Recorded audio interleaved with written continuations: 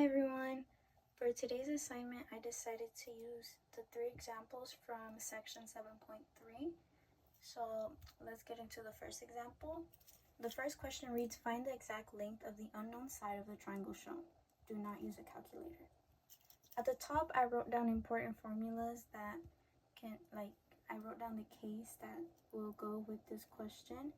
And I wrote down all 3 law of cosine formulas just to remind myself of what they look like, and so I could know which one I'm going to use for this example.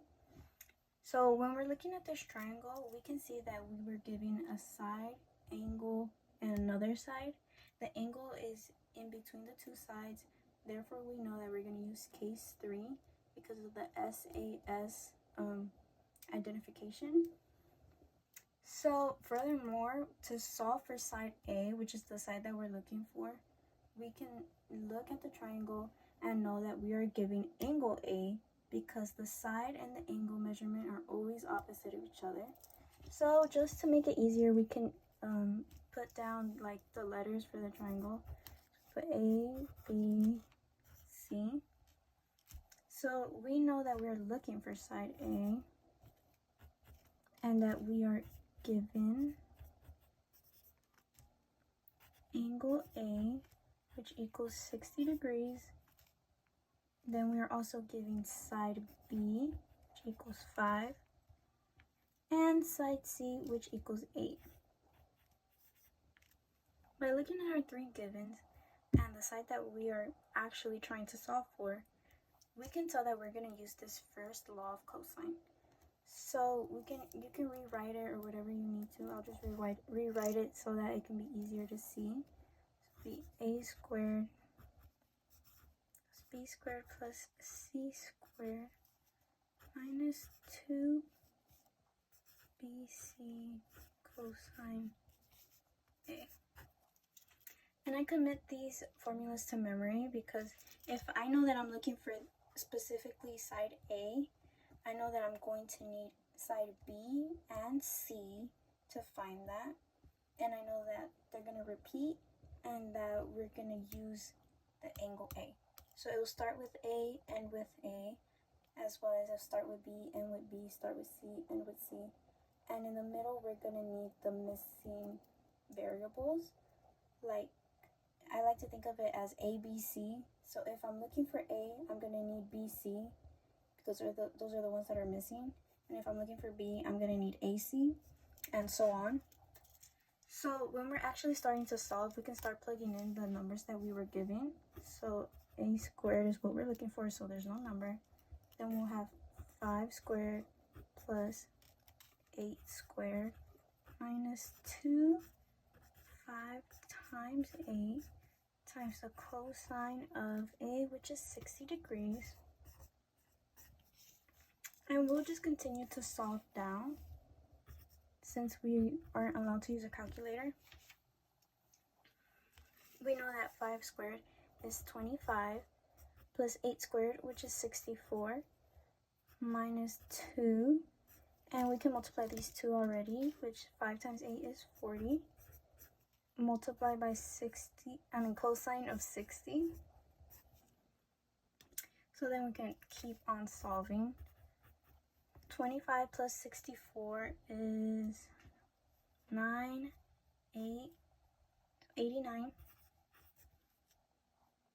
minus 2 times 40, which is 80, times the cosine of 60 degrees.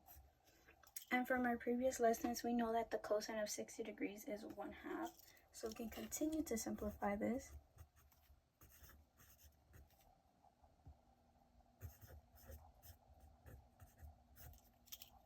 And the reason why we cannot subtract the 89 or the 80 from the 89 is because of PEMDAS. And we know that multiplication should always come first, so we have to multiply these first before we subtract. So a squared will equal 89 minus 40, because the half of 80 is 40. A squared will equal 89 minus 40, which is 49. Then we're going to do the square root of both sides. And the square root of 49 is 7. So now we know that A, which is the side that we're looking for, is 7.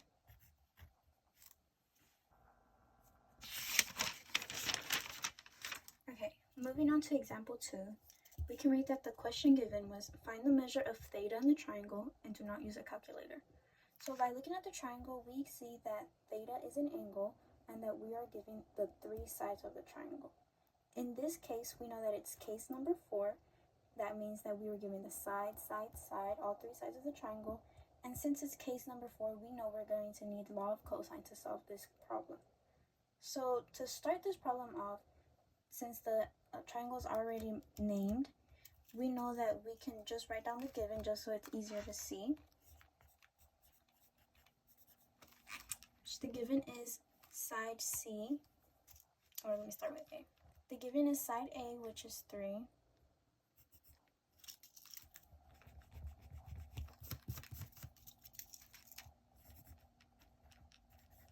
Side B, which equals 3 square root of 3. And side C, which is also 3. With these 3 given, we know that we're looking for theta, which theta essentially equals angle B. And I'm going to write that down just so it's easier to understand what theta actually will stand for.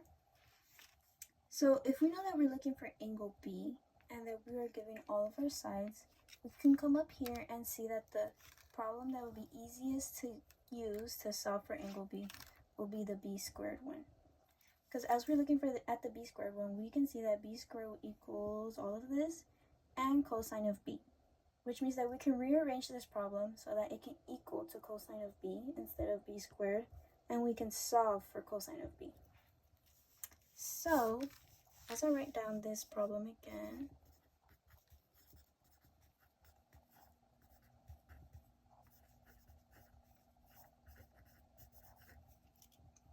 I can think of different ways to rearrange this.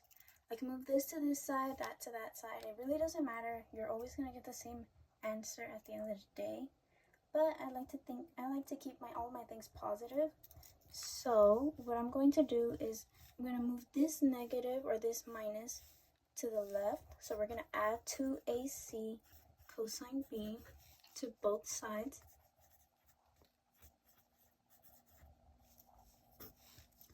So we're going to get b squared plus 2ac cosine b equals a squared plus c squared. Now with this, we can subtract b squared from both sides. And we'll be left with 2ac cosine b equals a squared plus c squared minus b squared. Now to isolate cosine b, we know that we can divide by 2ac on both sides. And we are left with cosine b equals a squared plus c squared minus b squared all over 2ac. So with this new problem, we can tell, we see that we are now solving for cosine b, which will help us get angle b.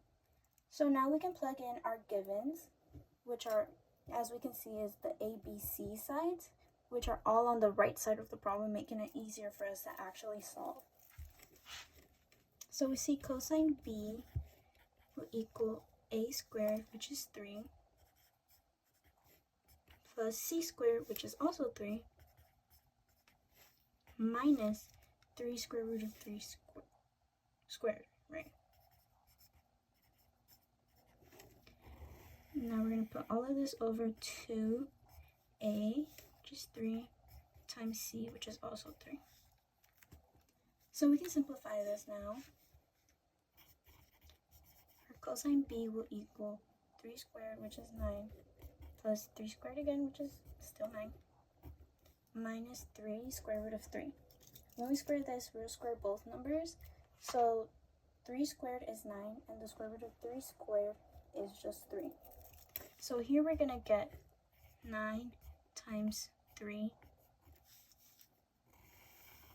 all over 2 times 9, because 3 times 3 is 9. So as we move down, we see that 9 plus 9 is 18, minus 9 times 3, which is 27, over 18. So when we subtract 18 minus 27, we know this is going to give us a negative number, which is negative 9. So this will equal negative 9 over 18, and that will equal negative 1/2. So I'm going to move up here now. Cosine B equals negative 1/2. Now to actually find the angle, we're going to need to use the inverse of cosines to find B. So cosine negative 1 of 1/2, negative 1/2, will equal B. Now that we have rewritten it as the inverse of cosine of negative 1/2 equals B, we can go back to our previous lessons and remember that cosine is negative in the second and third quadrants. So we can see that cosine of negative 1/2 equals B will be 120. And the reason that it's 120 is because it cannot be in the third quadrant, because a triangle cannot equal more than 180 degrees. Therefore, we know that the angle is going to have to be less than 180 degrees. So that's why we decided on 120 instead of thinking of the angle that's in the third quadrant. So now that we know that B equals 120, we have solved the problem, and we know that theta, or angle B, equals 120 degrees. Now for our final example. This question takes a little bit more work, so that's why I decided to choose it. So the question reads, solve the triangle shown. Round the lengths of the sides to the nearest tenth and the angles to the nearest degree. So looking at the triangle given, we can see that we were given side, angle, side. And since the angle is in between the two sides, we know that we are given case 3, which is the SAS identification. And with the case 3 given to us, we know that we are going to have to start or use the law of cosine in this problem. So in this problem, we're also going to be looking for the side C and angles A and B. And we know this because we were asked to round to the nearest tenth for the sides and to the nearest degree for the angles. Therefore, they want us to solve the full triangle. So we're looking for angle A, angle B, and side C. And we were given side A, which equals 7, side B, which equals 5, and angle C, which equals 96 degrees. When looking at our givens and what they're asking for us to solve for, we know that we cannot use law of cosine first, because in the law of cosine formula, we will have to use a pair of a side and a corresponding angle. And by looking at our givens, we were not given either of those. So we're going to have to start with the law of cosine. We can easily tell what law of cosine we're going to have to use, what formula we're going to have to use, because we're given side A, side B, and angle C. And by looking at that, we can tell that we're going to use the C squared equals formula. Because here we can tell that there's side A, side B, and angle C. So, and this is going to give us side C, obviously. So when writing it down, we're going to have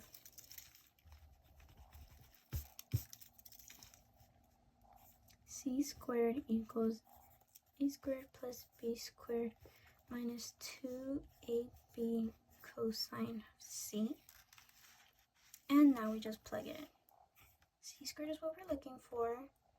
And we have our A squared, 7 squared, plus 5 squared, minus 2 of 7 times 5, times the cosine of C, which is 96. Okay, You can either input this all in your calculator and let it give you the answer, since it didn't necessarily tell us that we couldn't use a calculator, or you can solve it out and write it out. I'm gonna solve it out just so y'all can see what it looks like. We know that 7 squared is 49 plus 5 squared, which is 25, minus 2 times 7 times 5, which is 35, times the cosine of 96 degrees.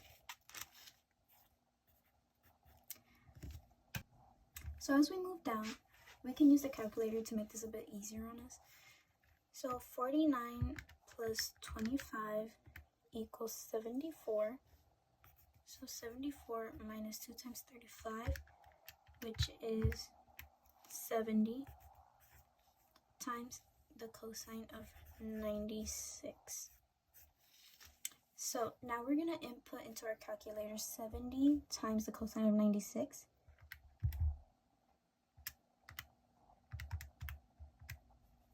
And that will give us this negative number. 74 minus negative 7.316992429.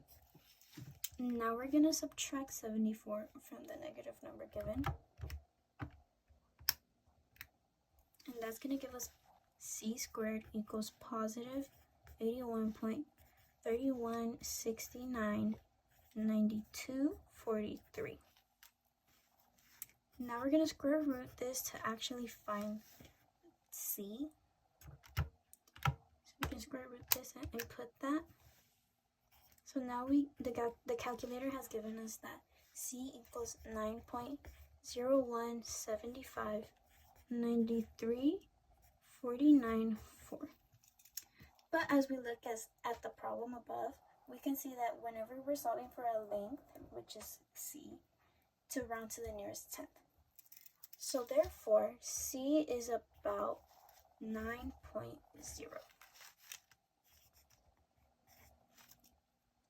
Now that we have c, we can make it a lot easier on ourselves and use the law of sine to solve for the other angles.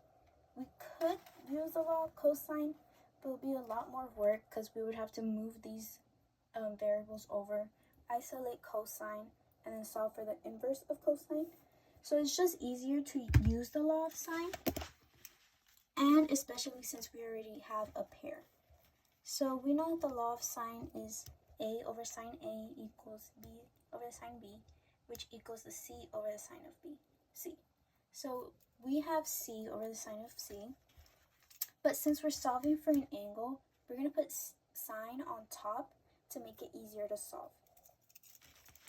So down here I'll write sine of c, which is 96, over c, which is 9.0, equals, and let's solve for a, sine a over a, which was given to us as 7.